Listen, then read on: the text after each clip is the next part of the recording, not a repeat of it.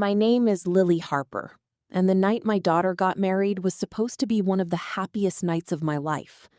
Instead, it became the night I discovered my husband had been building another family behind my back. The strange part was that Richard was standing beside me when I found out.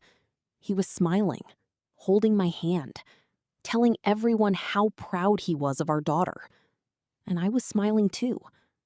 Because sometimes the person standing closest to you is the one person you should have been watching. But let me take you back to the moment everything changed. Emily had just finished her first dance with Daniel. The ballroom was glowing beneath crystal chandeliers. People were laughing, champagne glasses were clinking, and my daughter looked happier than I had ever seen her. Richard leaned toward me. "You did a beautiful job raising her." I looked at him. For once, we did something right together. He laughed and kissed my cheek.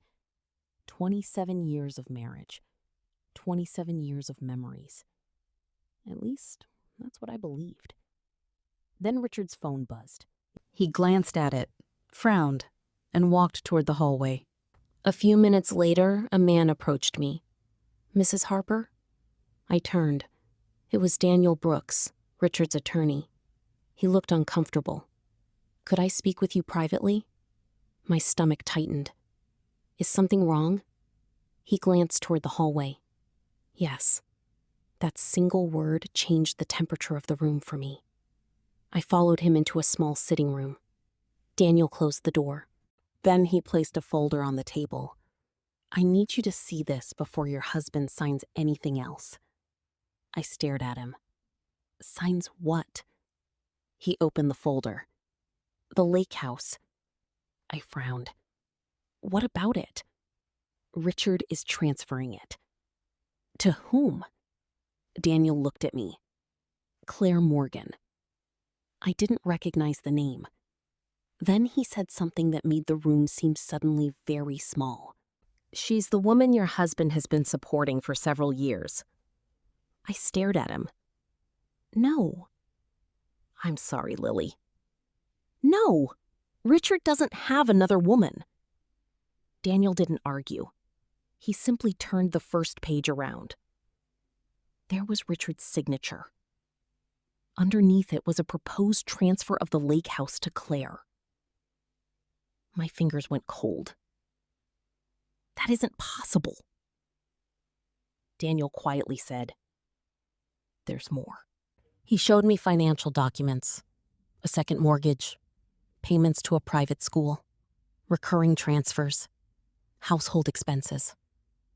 And then I saw the address, Claire's address. I looked up.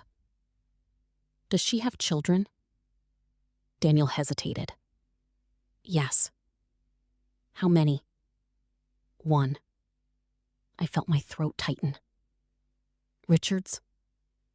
Daniel didn't answer. He didn't have to. I sat there looking at the paperwork while music from my daughter's wedding drifted through the closed door.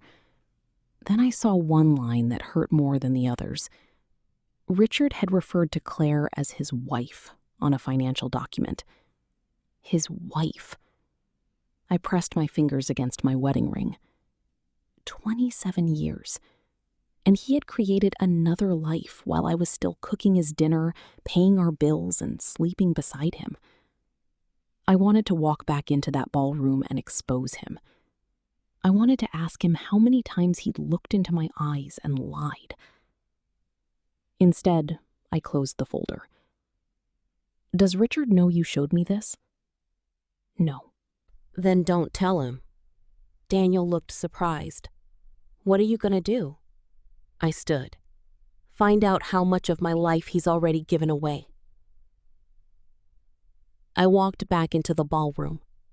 Richard immediately smiled. "There you are. I was looking for you." I smiled back. "Everything okay?" He nodded.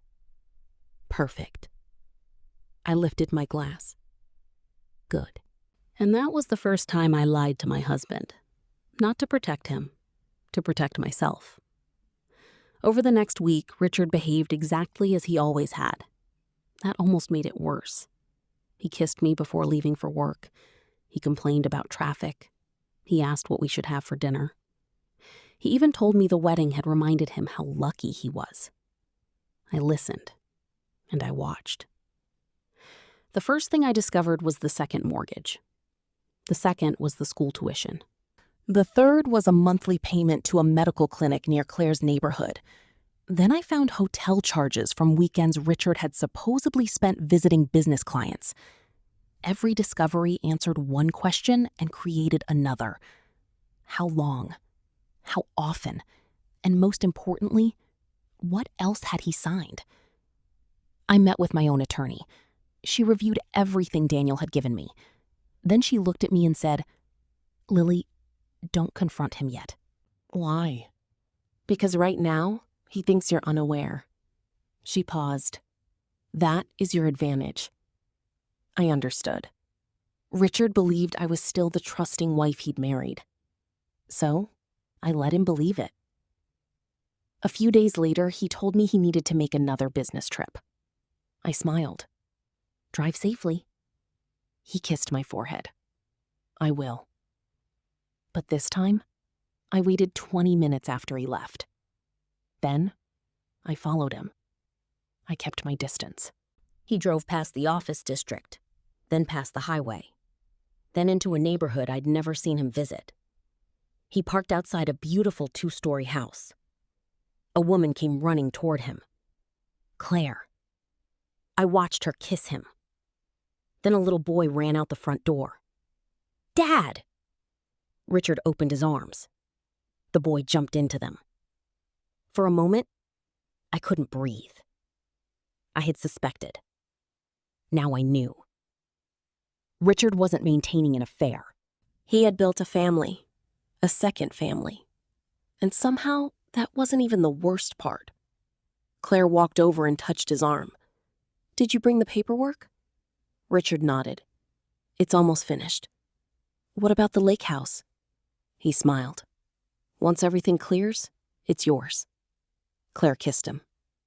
I sat inside my car with both hands gripping the steering wheel. The lake house. Our lake house. The place where Emily had learned to swim. The place where Richard had once told me, "This will always belong to our family." I could have gotten out of that car. I could have screamed. I could have exposed him right there. But I didn't. I took one photograph, then another. I wrote down the address, and I drove away. Because I had finally learned something important. Anger wants an immediate answer. Justice needs evidence. A week later, Richard sat across from me at breakfast. "I think we should update our estate plan." I looked up from my coffee. "Why?" "Nothing serious, just paperwork." I almost laughed. There it was again. Paperwork. The word he had been using to hide an entire second life. I smiled. "Should we meet with Daniel?" "Already arranged." "Good." He looked relieved. He thought I was helping him. He had no idea I had already met with my attorney. He had no idea the property records had been reviewed. He had no idea the financial documents were being preserved. Most importantly, he had no idea that I knew about Claire, or the child, or the house, or the transfer. The meeting was scheduled for Thursday. Richard walked into the lawyer's office like a man who had already won. Then he saw my attorney sitting beside me. His smile disappeared. "Lily?" I said nothing. Daniel closed the door. Richard looked around. "What is this?" I placed a folder on the table. "You tell me." He stared at it. Then I opened it. The first page was the lake house transfer. His signature. The second showed the financial transfers. The third showed the school payments. Then I placed the photographs on the table. Claire, the house, the child. Richard's face drained of color. "Where did you get those?" I looked at him. "Does it matter?" He stood. Lily, you don't understand. I almost smiled. I understand perfectly. He lowered his voice. Claire isn't what you think. Then tell me who she is. He couldn't. For the first time in 27 years, Richard had nothing to say. I pushed the property document toward him. You signed this behind my back. I was going to explain. When? He looked at the floor. After the wedding? Silence. That answer told me everything. My attorney explained that the proposed transfer could not simply proceed as Richard intended. My documented ownership interests and the financial history would be addressed through the legal process. Richard looked at me. You're destroying everything. I shook my head. No. I touched the folder. You did that. He sat down. And suddenly the confident man who had planned everything looked very small. Then he said the words I had expected. Can we fix this? I looked at my wedding ring, then at him. Which part? He said nothing. The affair? Silence. The second family? Silence. Or the fact that you tried to give away property we built together? He looked away. I took off my wedding ring. I placed it on the table. Not dramatically, not angrily, just quietly. Richard, you spent years preparing for the day you would leave me with nothing. I stood. You should have spent more time preparing for the day I found out. The legal process took months. The property was divided according to our legal interests. The lake house remained protected as part of my share. The financial records revealed far more than Richard's affair. There had been years of hidden transfers and expenses connected to his second household. Claire eventually learned that the future Richard had promised her was not the future he could deliver. And Richard lost the one thing he had counted on most: my silence. Emily eventually learned the truth. I worried she would forever associate her wedding with the night her father betrayed her mother. Instead, she hugged me. Mom, she whispered, I'm sorry. I shook my head. Don't be. She looked at me. Why? Because your wedding didn't destroy my life. I looked toward the lake house. It gave me the truth. Months later, I stood on the dock at sunset. I held the old house key in my palm. For years, I'd thought that key represented my marriage. Now I understood what it really represented. Choice. The choice to stop believing someone who had stopped being honest. The choice to protect what I had built. The choice to walk away without destroying myself. Richard thought his greatest advantage was that I trusted him. He was wrong. My greatest advantage was that once I knew the truth, I stopped reacting and started thinking. And sometimes, revenge doesn't look like screaming. Sometimes it looks like a woman sitting quietly across from the man who betrayed her, placing his own signature on the table, and letting him realize that the document he thought would protect his secret had become the evidence that exposed it. If you've ever discovered that someone you trusted wasn't who you thought they were, remember this. You don't have to become cruel to become strong. You just have to stop helping someone who is hurting you. And if Lily's story reminded you of someone who needs to hear that, share this story with them, leave a comment, and subscribe for the next story.